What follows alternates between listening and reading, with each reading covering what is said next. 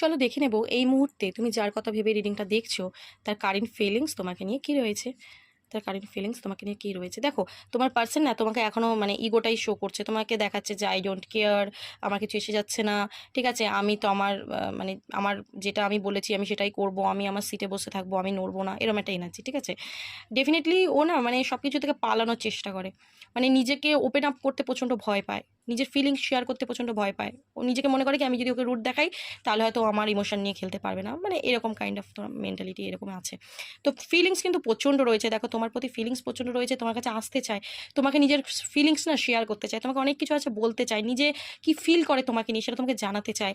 তুমি হচ্ছে ওর wish, 9 of cups, তুমি হচ্ছে ওর উইশ, তুমি ওর লাইফে থাকলে না ও নিজেকে কমপ্লিট ফিল করে, যে এর মধ্যে এমন কিছু ব্যাপার রয়েছে যে এর কাছে থাকলে আমি নিজেকে পরিপূর্ণ ফিল করি, আমি খুব হ্যাপি থাকি, আমি খুব ভালো থাকি, ঠিক আছে। তো তোমার পার্টনার কিন্তু তোমার সাথে ফ্যামিলি চাইছে, তোমার সাথেই রিলেশনশিপ কন্টিনিউ করতে চাইছে, তোমার সাথে ম্যারেজ চাইছে, তোমার সাথে ফিউচার চায়, ঠিক আছে।